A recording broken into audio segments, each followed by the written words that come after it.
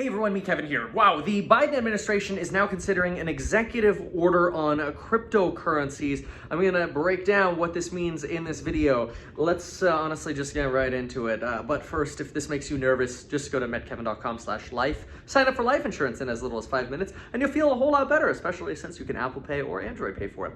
Okay, let's get into this. So here's the thing. The Biden administration is considering an executive order as part of what they say a government-wide approach to the white-hot asset class. The proposed directive would charge federal agencies to study and offer recommendations on the relevant areas of crypto. So far, that basically means nothing. Well, first of all, an executive order in general can often literally mean nothing. That's because an executive order is just really a recommendation of the president to encourage agencies to do something a certain way.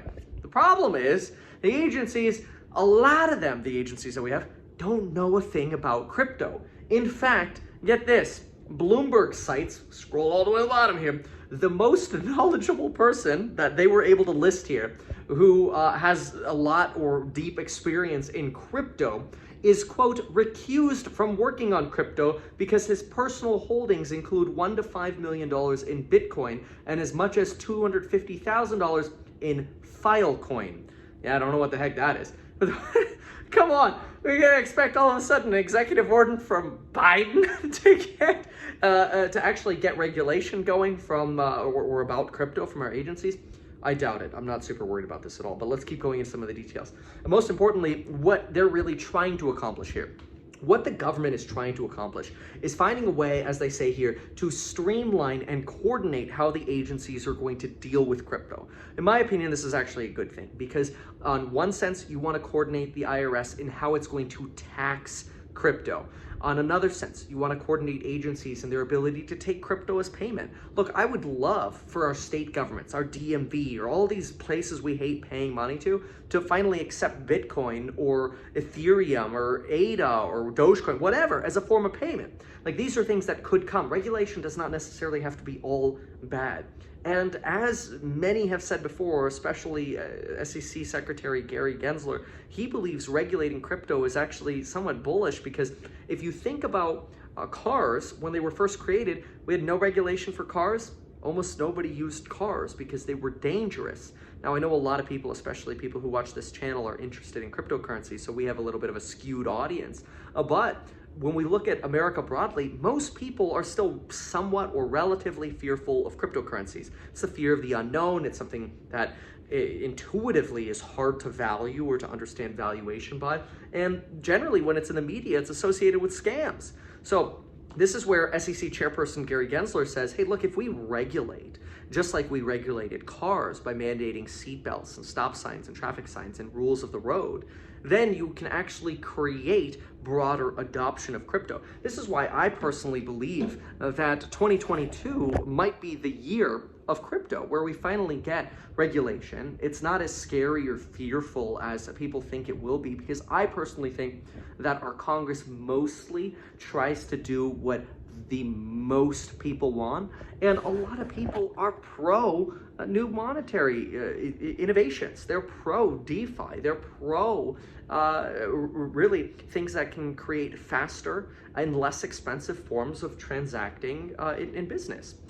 So not everybody who knows about crypto knows that we can accomplish those things, but with a bit of education and clear-cut regulation, I think cryptocurrencies are things that folks shouldn't be against. Now, maybe I'm too much of an optimist, so I'll give myself that as a potential risk factor. But then again, my goal is to keep cryptocurrencies to no more than 8% of my portfolio, maybe 10%. We'll see what kind of mood I'm in. But you see, it's not like I'm all in, but I want to be clear and transparent with my holdings. Now, at the moment, there has been no decision as to whether or not this executive order will actually be issued. There is a draft directive that is part of the White House, and it's really to just create a broad-based strategy for digital tokens. Now, they didn't mention it in this particular Bloomberg release here, but we already know that there's a lot of fear, uncertainty, and doubt around regulating stable coins. That's because Bloomberg, they just did a whole expose on trying to find out where Tether's holdings are. And I mean, they wrote probably an article that would take 15 to 20 minutes to read, which is a pretty long article, talking about how they interviewed people and how they hunted people associated with Tether, and they could not find where Tether holds its underlying dollars, because Tether, in case you don't know, is technically a stable coin, which is supposed to have $1 of assets for every stable coin that exists.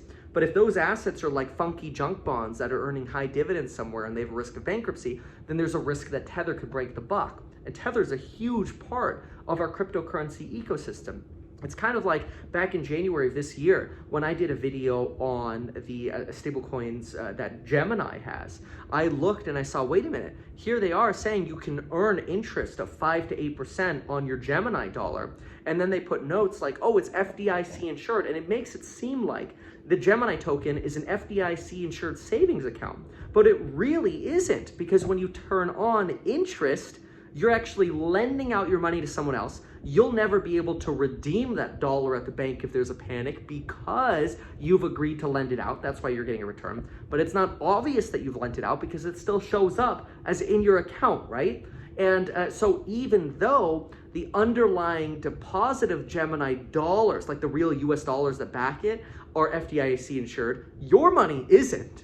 And so these are sort of the, in my opinion, confusing things that honestly deserve regulation, because I think people are somewhat being misled in what happens when they take the risk of taking a yield on stablecoins. And so I think there's going to be a big movement on this. Stablecoins weren't specifically mentioned here, but the only thing we've really heard the Federal Reserve and Janet Yellen, the Treasury Secretary, talk about when it comes to cryptocurrencies, like one of the first things out of their mouths is regulating stablecoins. So you know this is what's going on. And remember, Janet Yellen is basically an extension of Joe Biden at this point. She is the political arm of money for Joe Biden. Now, it does say here that no decision has been made on whether or not to release the order. Even if President Biden doesn't move forward with it, the administration will still make public its overall strategy for cryptocurrencies. So we're still going to be getting some kind of announcement from Biden. Right now, we're kind of just getting a preview that something's coming. Robinhood put out a statement that regulation on cryptocurrencies could hurt, and payment for order flow could hurt their business. So they really quickly 8K'd this. I'm honestly not so worried about either of those getting regulated out of existence. As much as we hate payment for order flow, I'm not super concerned that it's going away and it'll bankrupt Robinhood or whatever. It is a possibility though. And I know a lot of people here don't like Robinhood. That's fine, okay? I'm not shilling for Robinhood. I'm just saying I don't think it's going away, okay? That's just my opinion. All right, moving on. Financial regulators appointed by Biden are taking an increasingly hawkish tone about the burgeoning crypto market as they seek to step up oversight, express concerns about the lack of investor protections. This is true. There's no SIPC insurance, for example. If your money gets hacked, it's like, who pays, right? Who's responsible? How do you know where your wallet's safe, where it's not?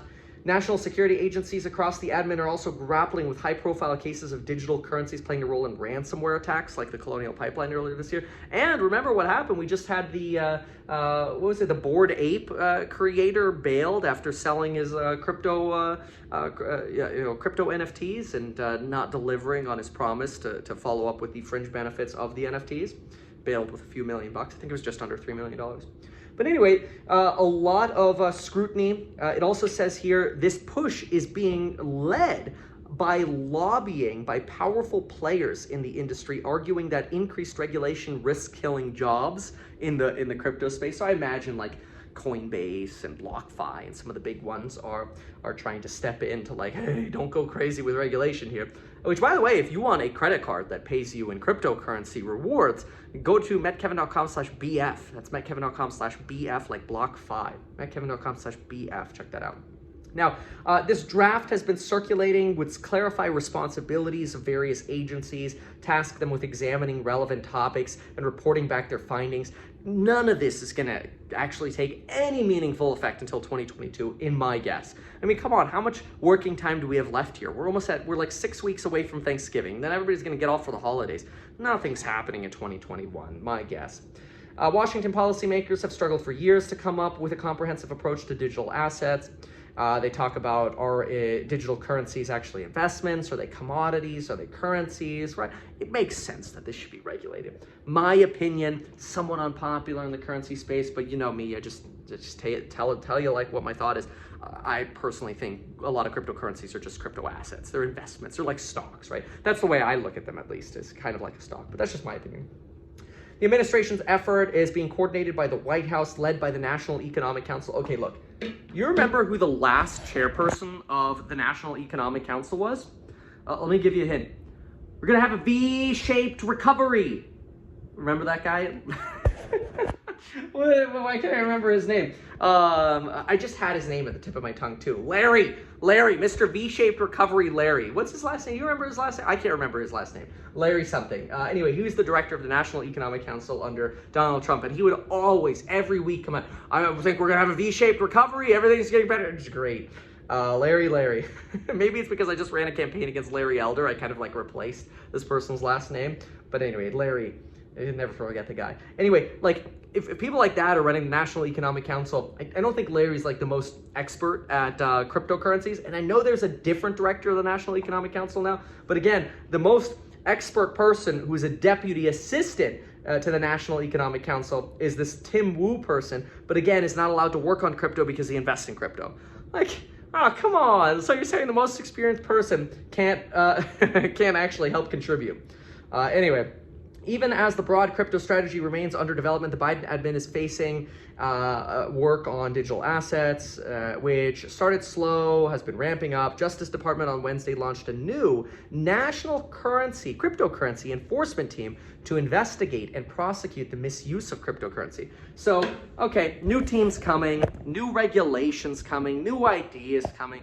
Big deal. Not worried about any of it. Personally, bring it on. I'll put all my cash into Ethereum right now on a bet that this Biden stuff is nothing more than fear, uncertainty, and doubt. I actually think it's going to be positive because it's going to open up the door to crypto ETFs, more standardized products for crypto, more securities for investors. So that way, finally, my father-in-law, who walks around with a BlockFi shirt, can finally actually invest in cryptocurrency as well, rather than just don the merch. But anyway, thank you so much for watching. If you found this helpful, consider subscribing, and we'll see you in the next one. Thanks, bye.